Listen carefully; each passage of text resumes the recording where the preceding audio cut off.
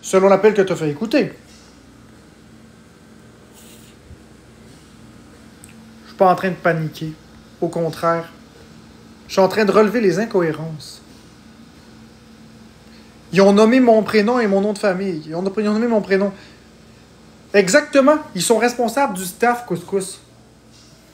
Fait que oui, je peux les poursuivre si c'est vrai.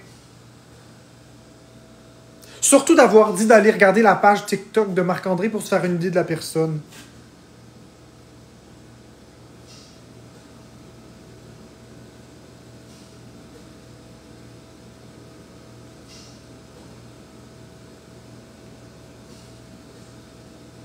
Mais non, l'appel est pas vrai. J'en suis convaincu, moi aussi, que l'appel est pas vrai. Mais que je l'entende, je vais vous le dire, parce que je les connais, les personnes à qui j'ai parlé. Mais oui, c'est de la discrimination, ils n'ont pas le droit de faire ça. L'appel est fausse.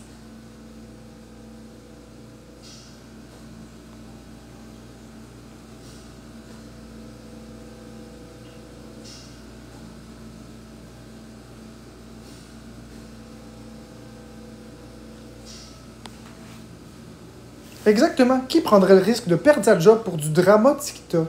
Que ça n'a même pas rapport.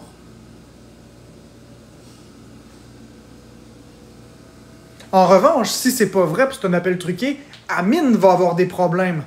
Voyez, c'est lui qui se met échec et mat. Fait que si l'appel est pas réel, puis qu'il a fait écouter ça, lui il a nommé le nom de la clinique, par exemple, plusieurs fois. Lui a nommé le nom de la clinique plusieurs fois. Alors, si l'appel est faux, il va raquer. Parce que la clinique se laissera pas salir. Moi, j'ai pas nommé la clinique dans l'appel.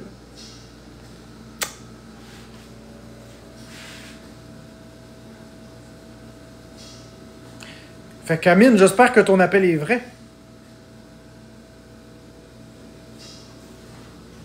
Parce que, qu'il soit vrai ou faux, t'es dans la marde. S'il est vrai, moi je poursuis. Puis si c'est faux, c'est la clinique qui te poursuit.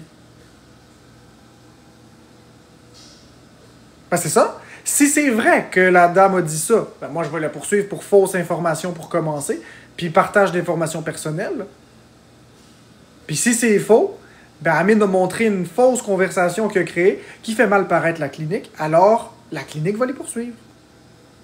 Dans les deux cas, il y a quelqu'un en marde. Que ce soit vrai ou faux.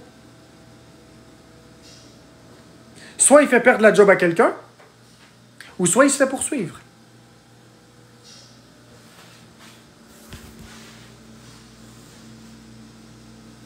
Non, si l'appel est vrai, j'ai pas menti. L'information que la secrétaire donne n'est pas exacte nécessairement. Comme je vous dis, les laboratoires sont aux États-Unis. Les secrétaires sont au Québec. Ce n'est même pas la même entreprise. Il y a une clinique qui envoie la clinique envoie les échantillons aux États-Unis. Le laboratoire fait ses affaires tout seul, indépendamment.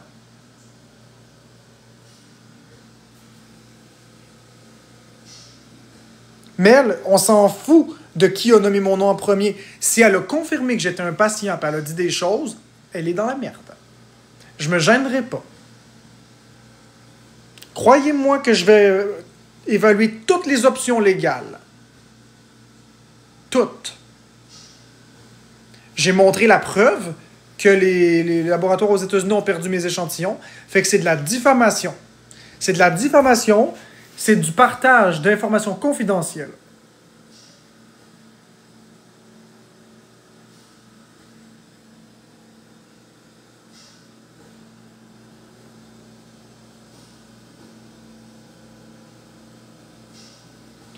Exactement, exactement, c'est 1994.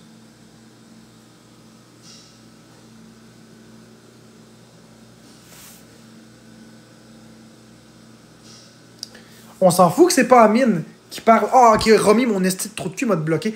M'a t'épinglé avant, esti de trou de cul. On s'en fout que ce soit pas Amine qui parle au téléphone. Esti, va revoir ton gourou, va l'enculer bien comme il faut. C'est pas le fait que ce soit Amine. C'est qu'Amine a parlé publiquement en montrant une conversation en faisant croire que c'est la clinique. Ça salit l'image.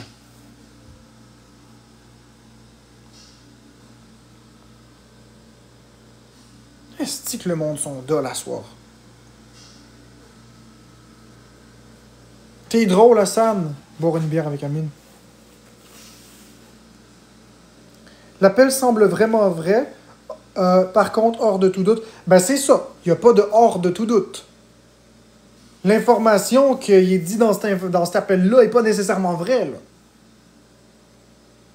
L'appel peut être vrai, mais l'information ne l'est pas. Puisque je vous l'ai montré, l'information.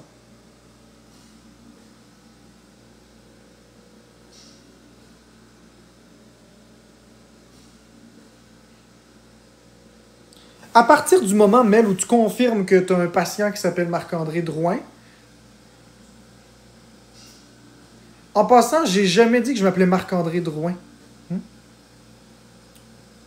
Donc, je sais pas c'est qui Marc-André Drouin. Je sais pas c'est qui. Moi, sur les papiers, c'est écrit Marc Drouin. Vous voulez que je vous montre? Ça aussi, c'est un piège, échec et maths. J'ai jamais dit que je m'appelais Marc-André Drouin. Regardez, je vais vous le remontrer. Regardez à quel nom je l'ai mis.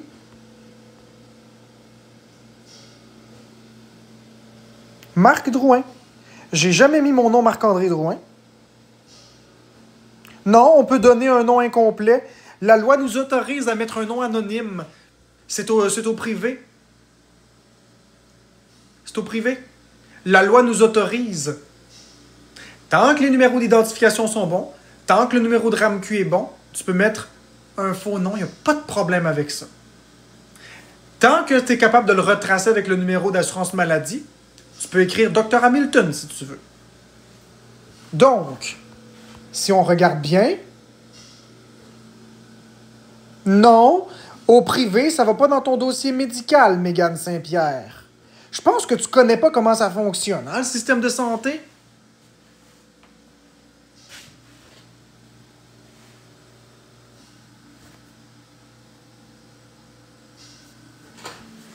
Je pense qu'elle connaît pas comment fonctionne le système de la santé. Non, la RAMQ, c'est seulement une identification.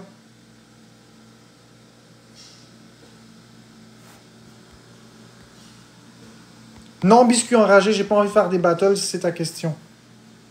Je m'en vais, là. Dans 1 minute ou 2.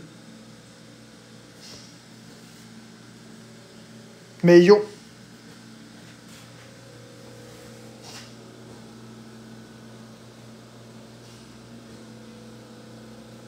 Je connais très bien le système de la santé.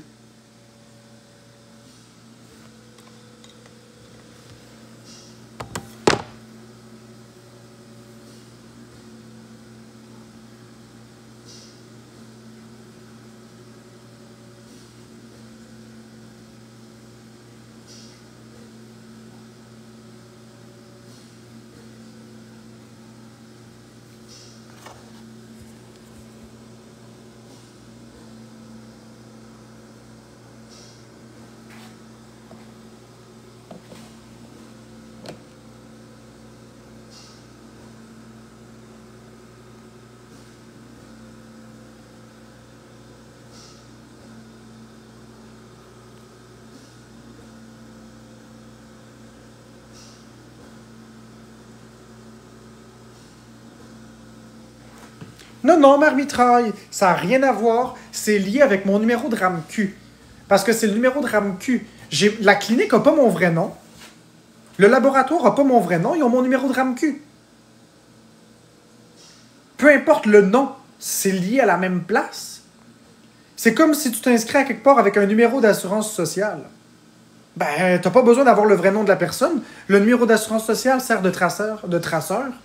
D'ailleurs, en tout cas, regarde. Vous voulez pas comprendre. Non, non, Mel, là, toi, tu vas te calmer les nerfs, Mel, là, regarde, je vais te bloquer, tiens. Je sais qu'on n'a pas besoin de donner la RAMQ, mais je l'ai donné. Je me contredis pas, c'est vous qui essayez de me prendre en défaut. Je pense que je sais qu'est-ce que j'ai fait. Hey! Non, non, ils ont perdu mes résultats. Pas les résultats, les tests. Voyons, les échantillons, j'ai la tête qui tourne.